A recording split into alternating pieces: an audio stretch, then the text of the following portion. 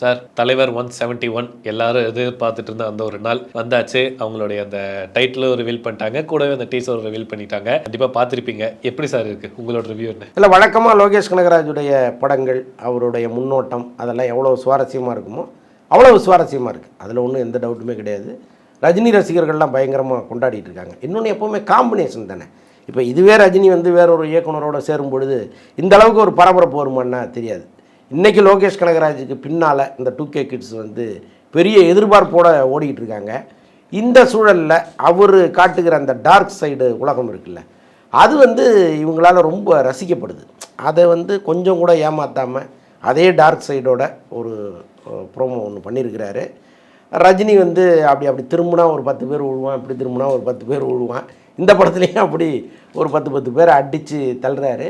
இருட்டு வந்து அதுக்கு ரொம்ப கை கொடுத்துருக்கு.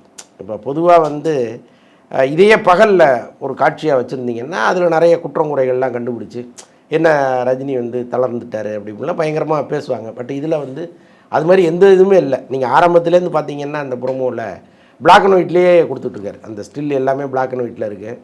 அதில் நீங்கள் ரொம்ப ஊன்றி போய் கண்டுபிடிக்கலாம் முடியாது பிளாக் அண்ட் ஒயிட்டில். ஸோ அதனால் அப்படி பண்ணுறாங்களா என்னன்னு தெரியல. இந்த ப்ரோமோ கூட உங்களுக்கு பிளாக் அண்ட் ஒயிட்டில் தான் இருக்குது. அந்த கோல்டு மட்டும்தான் மஞ்சள் நிறத்தில் தெரியுதே தவிர பிளாக் அண்ட் ஒயிட்டில் தான் இருக்குது. அதுக்கு காரணம் ஏதாவது இருக்கலாம். இப்போ இந்த மஞ்சள் நிறம் மட்டும் தனியாக தெரிகிற அளவுக்கு ஒன்று பண்ணுறாருன்னா அது வந்து எவ்வளோ முக்கியத்துவம் வாய்ந்ததாக இருக்குது படத்தில் அப்படின்னு ஏதாவது சொல்ல வராரா என்னவோ தெரியல. ஆக மொத்தம் ரசிகர்கள் கொண்டாடுகிற ஒரு ப்ரோமோவாக இருக்குது.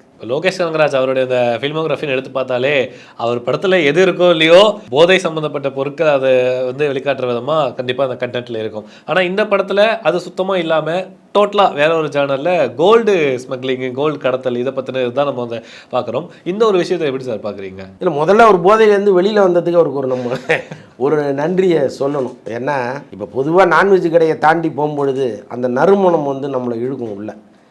எவ்வளவு தான் பசி இல்லாமல் நீங்கள் கடந்து போனால் கூட லைட்டாக ஒரு கை பார்த்துட்டு போகுமான்னு தோணும். ஸோ அந்த மாதிரி வந்து இந்த போதை சமாச்சாரங்களை நீங்கள் படத்தில் காமிக்கும் பொழுது ஒருவேளை மனந்திருந்திய மைந்தர்களாக இருந்தால் கூட ஒரு இழுப்பு இழுக்கலாமான்னு தோணும். ஸோ அதெல்லாம் இல்லாமல் வேற ஒரு இடத்துக்கு அவர் வந்ததுக்கு முதல்ல அவருக்கு ஒரு நன்றியை நம்ம சொல்லிவிடுவோம். இன்னொன்று, அவர் மீது தொடர் குற்றச்சாட்டு ஒன்று இங்கே வைக்கப்படுது. அது என்னென்னா போதையை காமிக்கிறாரு, அது தாண்டி வேறு ஒன்றுமே இல்லையா அப்படின்னா இன்றைக்கி அப்படி ஆயிடுச்சு தமிழ்நாடு.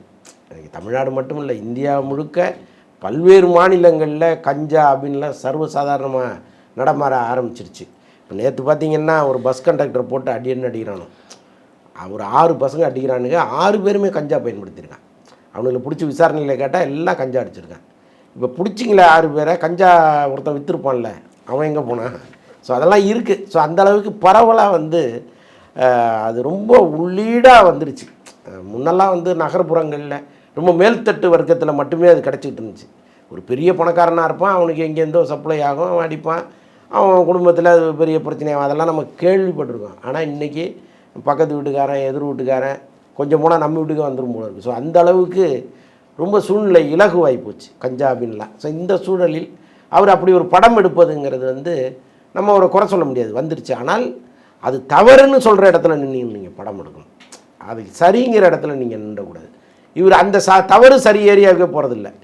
ஒருத்தன் கடத்துறான், வேணா வரான், அப்படி போயிடுறாரு அவர். ஸோ அது வந்து அதை ஏரியா விட்டு வந்ததுக்காக ஒரு நன்றி, அதை முதல்ல நம்ம சொல்லிவிடுவோம். அவ்வளோதானே. அந்த டீசரில் வந்து முழுக்க ஒரு சில ரெஃபரன்ஸ்லாம் எடுத்து பார்க்கும்போது ரஜினி சாரோடைய பழைய திரைப்படங்கள், தங்கமகன், ரங்கா, இந்த படங்கள் இருக்கிற அந்த ஒரு சில விஷயங்கள் இடம்பெற்றிருக்கு. ஆனால் படத்தோட டைட்டில் அப்படின்னு எடுத்து பார்த்தா சரத்குமார் நடித்த கூலி திரைப்படத்தோடைய டைட்டில் வச்சுருக்காங்களே, அந்த விஷயம் எப்படி சார் பார்க்குறீங்க? ஏன்னா கூலி திரைப்படம் வந்து இங்கே நம்ம தமிழ்நாட்டை பொறுத்த வரைக்கும் வணிக ரீதியாக அந்த அளவுக்கு ரொம்ப பெரிய ஹிட் அந்த மாதிரி எதுவுமே இல்லை. ஆமாம். ஸோ அந்த விஷயம் எப்படி பார்க்குறீங்க? அதை இல்லை, வெறும் லாஸுங்கிற கணக்கோடு இந்த தலைப்பை பார்க்க முடியாது. அமிதாப் பச்சன் வந்து இந்த படப்பிடிப்பு நடக்கும் பொழுது ஒரு மிகப்பெரிய விபத்தில் சிக்கினார். விபத்துன்னு சொல்ல முடியாது, சண்டை காட்சியில் அவருக்கு அடிபட்டுச்சு. ஆக்சுவலாக கர்நாடகாவில் தான் அதை ஷூட் பண்ணிக்கிட்டு இருந்தாங்க. அந்த கூலி, அமிதாப் நடித்த கூலி, அதில் வந்து இந்த ஃபைட் மாஸ்டர் வந்து அமிதாப்பை எட்டி உதைக்கிற மாதிரி ஒரு காட்சி.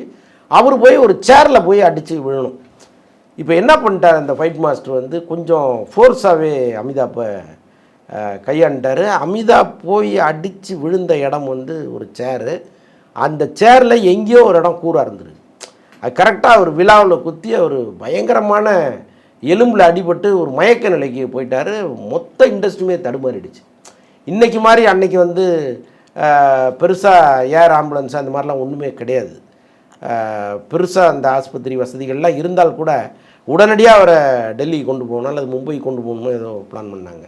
அப்போ சிவராஜ்குமார் முயற்சியில் தனியாக ஒரு ஹெலிகாப்டர் வச்சு அமிதாப் வந்து அனுப்பிவிட்டாங்க ஹாஸ்பிட்டலுக்கு.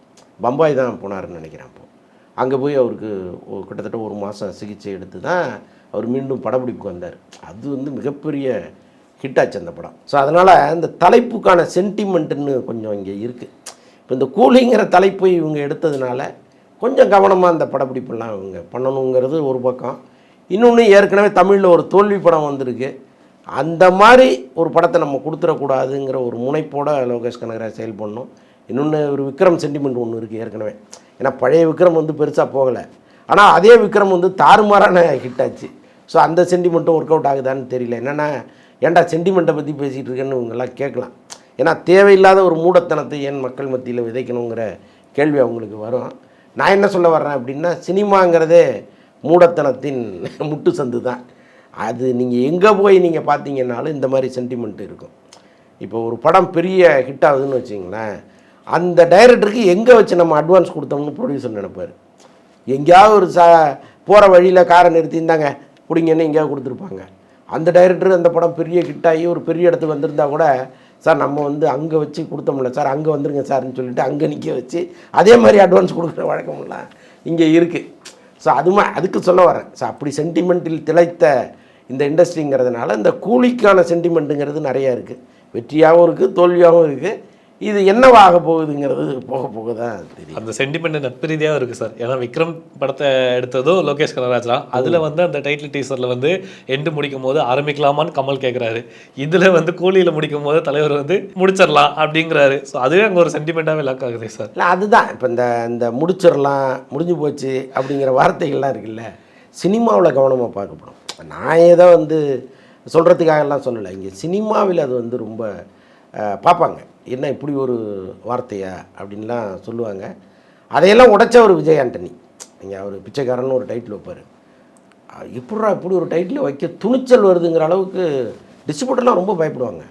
டிஸ்ட்ரிபியூட்டரு, தியேட்டருக்காரங்க. நீங்கள் ஒரு ராங்காக ஒரு டைட்டில் வச்சிட்டிங்கன்னா முதல்ல ஃபோன் டிஸ்ட்ரிபியூட்டர்கிட்டேருந்து தியேட்டருக்காரங்கள்டேருந்து தான் வரும்.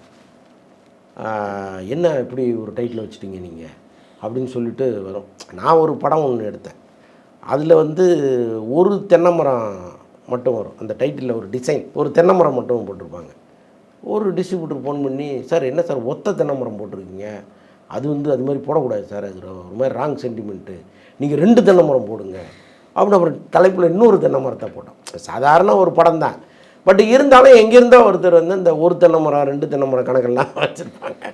ஸோ அந்த மாதிரி சொல்கிறேன். அது அப்படி இருக்கும் பொழுது இப்படி ஒரு டைட்டில் வச்சுருக்கிறாரு. எவ்வளோ பேர் நேரம் வந்து சார் அது சார் இது சார்னு சொன்னாங்களோ என்னவோ தெரியல. ஒரு பக்கம் எதுக்கு இந்த முடிச்சிடலாமா சொல்ல வரேன். ஓகே சார், தளபதி விஜய் அவர்கிட்ட இருந்து ஏதாவது அப்டேட் வருமா இல்லையான்னு தெரியல. ஆனால் இந்த சைடு புரட்சி தளபதி அவர்கிட்ட இருந்து டெய்லி ரெகுலராக அப்டேட் வந்துட்டே இருக்குது. சமீப காலமாக விஷால் அவருடைய அந்த சோஷியல் மீடியா நடவடிக்கைகள் வந்து பெரும் விமர்சனத்துக்கு தான் ஆளாகிட்டு இருக்கு. அவர் ஒரு பண்ணுறாரு, ஆனால் ரிசல்ட் வேறு மாதிரி வருது. இப்போ லேட்டஸ்ட்டாக அதாவது 2021 எலெக்ஷனில் விஜய் அவர்கள் அந்த சைக்கிளில் பண்ண ஓட் போட போன விஷயத்த 24வது இந்த எலெக்ஷனில் வந்து அவர் பண்ணியிருக்காரு. அதை எப்படி சார் பார்க்குறீங்க? இல்லைங்க, அது வந்து இந்த ஆடிப்பெருக்கு அன்னைக்கு ஊர்லெல்லாம் வந்து இந்த காவேரி ஆற்றுக்கு சின்னதாக ஒரு தேர் மாதிரி ஒன்று செஞ்சு இழுத்துட்டு வருவாங்க. அதுவும் திருவாரூர் தேரும் ஒன்றான்னா கிடையாது. ஸோ அந்த மாதிரி தான் விஜய் வந்து சைக்கிளில் வந்ததும் விஷால் சைக்கிளில் வந்ததும். விஷாலுக்கு ஏன் அப்படி ஒரு ஆசை வருது, புளியை பார்த்து ஏன் பூனை சூடு போட்டுக்கணும் அப்படிங்கிறதெல்லாம் ரொம்ப ஆச்சரியமாக இருக்குது. அவருக்கே அவருடைய எல்லை தெரியாமல் இருக்காரோ அப்படின்லாம் தோணுது. இங்கே வந்து அவர் ஒரு கேலி பொருளாக பார்க்குற இடத்துக்கு அவர் வந்துடுறார். அதை வந்து அவர் உணர்ந்து திருந்தணும். ஏன்னா ஒரு ஹீரோவுக்கு இமேஜுங்கிறது இங்கே ரொம்ப முக்கியம். இதே விஷால் வந்து சண்டைக்கோழி டைம்லையோ திமுரு டைம்லையோ எப்படி இருந்தாருன்னு யோசிச்சு பாருங்களேன். அவருடைய கம்பீரம், அவர் பேசுகிறது எல்லாமே வந்து ரொம்ப ஒரு மாதிரி அப்படி இருக்கும், கம்பீரமாக இருக்கும். இன்றைக்கி வந்து அப்படி கொஞ்சம் கொஞ்சம் கொஞ்சம் கொஞ்சம் போய் ஒரு காமெடி பீஸாக அவர் மாறிக்கிட்டு இருக்கார்.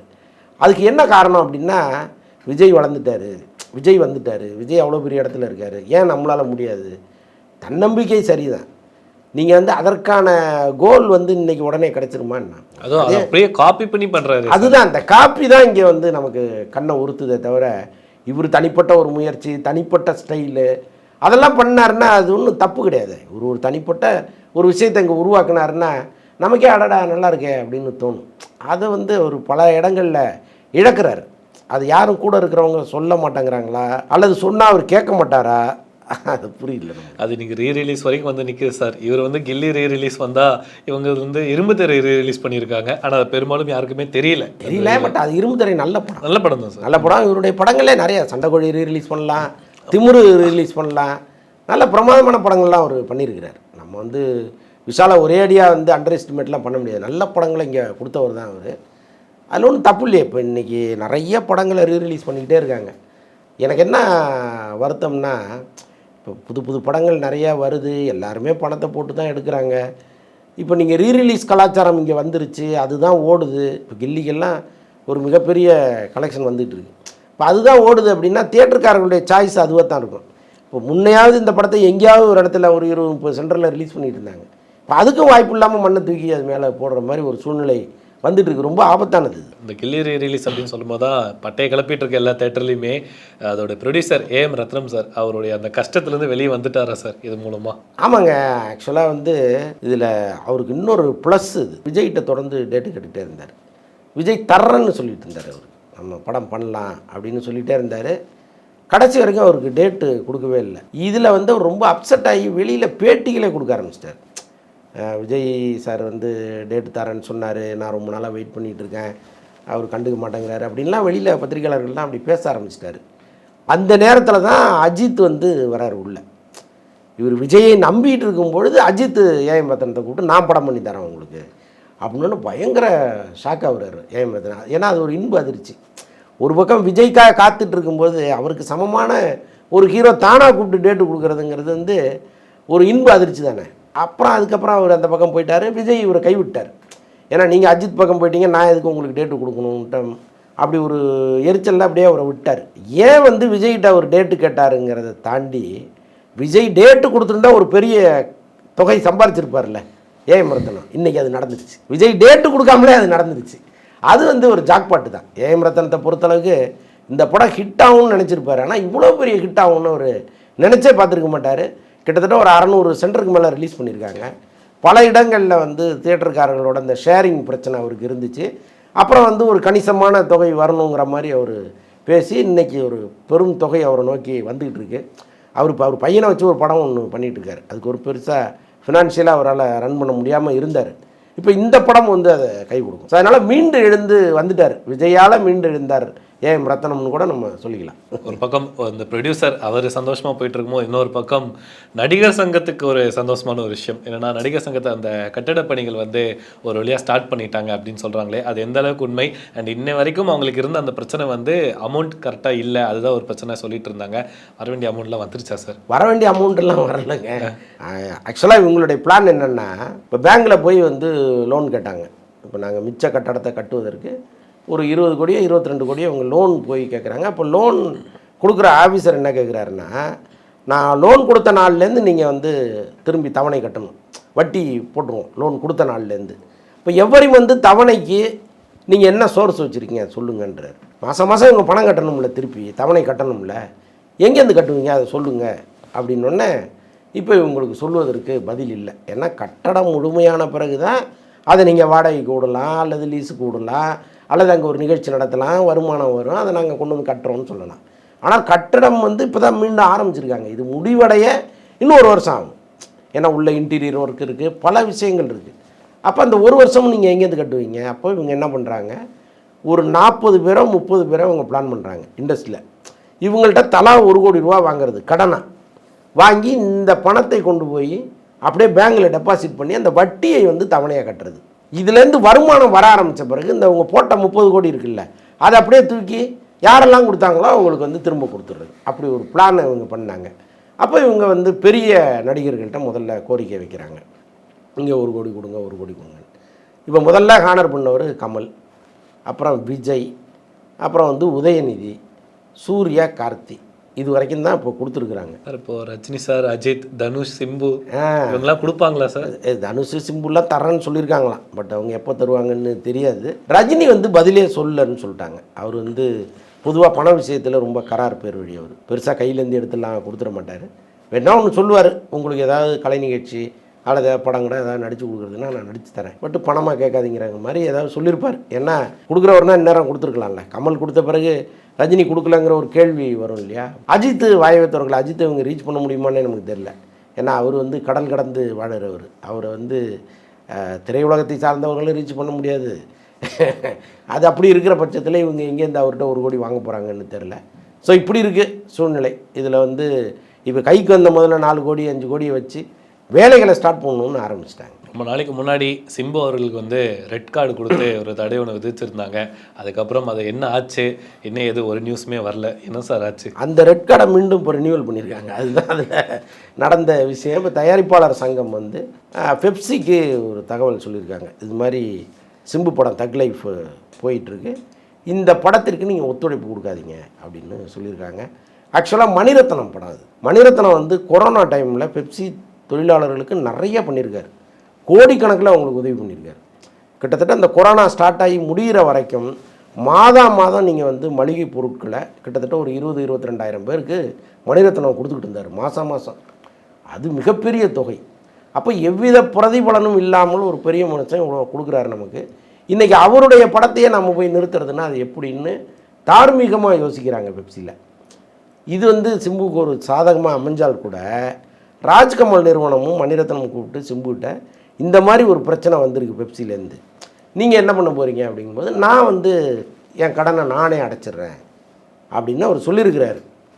இப்போ அதுபடி அடைச்சாரான்னா இது வரைக்கும் இல்லை. நான் மைக்கேல் ராயப்பனுக்கு வந்து ஒரு AAA படத்துக்கு தர வேண்டிய தொகை ஒரு பெரும் தொகை இருக்குது. கிட்டத்தட்ட 7 கோடியோ 8 கோடியோ சொல்கிறாங்க அந்த தொகை. அதை வந்து அவர் கொடுத்தாலே பாதி பிரச்சனை கிளியர் ஆகிடும். ஏன்னா மீதி பிரச்சனை வந்து ஐசரி கணேசுது. அது வந்து கோர்ட்டில் இருக்குது. இப்போ கோர்ட்டில் இருக்கும்போது அவுட் ஆஃப் கோர்ட் செட்டில்மெண்ட் பண்ணிக்கலாம், பண்ணிவிட்டு கூட பிரச்சனையை சால்வ் பண்ணலாம். ஆனால் என்ன காரணத்தினாலே கோர்ட்டில் இருக்கிறதுனால அதை ஒரு காரணமாக சொல்லிக்கலாம். சார் கோர்ட்டில் விஷயம் இருக்குது, நம்ம இப்போ அதை பேச முடியாது, மைக்கேல் ராயப்பன் பிரச்சனையை தீர்த்துடுறேன் அப்படின்னு சொல்லிவிட்டு அவங்க போயிருக்கலாம். பட்டு சிம்பு வந்து இது வரைக்கும் மைக்கேல் ராயப்பனுக்கு பணம் கொடுக்கலங்கிற மாதிரி தகவல் வருது. அதே நேரத்தில் தயாரிப்பாளர் சங்கத்தை சேர்ந்த கதிரேசன் செயலாளர், அவரும் இன்னொரு செயலாளர் சவுந்தரும் சேர்ந்து இந்த பேச்சுவார்த்தையில் ஈடுபட்டிருக்காங்க. அது அநேகமாக வந்து கொஞ்சம் சக்ஸஸ்ஃபுல்லாக முடிவதற்கு வாய்ப்புகள் இருக்குது. சிம்பு ஒரு தொகையை கொடுப்பதற்கு வாய்ப்புகள் இருக்குதுன்னு சொல்கிறாங்க. ஆனால் இது வரைக்கும் சிம்பு பணம் கொடுக்கல. ஆனால் இந்த பிரச்சனையிலேருந்து வெளியில் வரணும்னு முதன்முறையாக நினச்சிருக்கிறார். அதுவே பெரிய விஷயம். இந்த பிரச்சனை வந்து அவருடைய திரைப்பட வாழ்க்கைக்கு ஒரு பிரச்சனை வருமா சார்? கொடுப்பாங்களா? ஐ மீன் இப்போ இது வந்து நடித்து முடித்த திரைப்படங்கள் இருக்கிற அந்த ப்ராப்ளம், நீ இந்த ஒரு பிரச்சனை வந்து அவர் நடிக்க போகிற ஃபியூச்சரில் அவர் எடுக்க போகிற அந்த லைனப்ஸ் அந்த படங்களுக்கு வந்து இது ஒரு பெரிய ஒரு பிரச்சனையாக வந்து நிற்குமா? பிரச்சனையாக வந்து நிற்கும்னு தான் அவர் நான் கொடுத்துட்றேன்ட்டார். இப்போ நீங்கள் பிரச்சனையாக நாளைக்கு வந்து நின்றுச்சுன்னா நம்ம எந்த படமே தொடர்ந்து நடிக்க முடியாது பீஸ்ஃபுல்லாக. இப்போ மணிரத்னம் படங்கிறதுனால பெப்சி பண்ண முடியாதுன்ட்டாங்க, வேலை நிறுத்தம். இதுவே வேற ஒருத்தர் படம்னா நிச்சயமாக பண்ணுவாங்க. அப்போ அந்த கட்டம் வரைக்கும் நம்ம போக வேண்டாம்னு ஒரு முடிவு எடுத்து தான் பண்ணிடலான்னு சொல்லியிருக்காரு. இந்த பேச்சுவார்த்தை நடந்துகிட்டு இருக்கு, அவ்வளோதான்.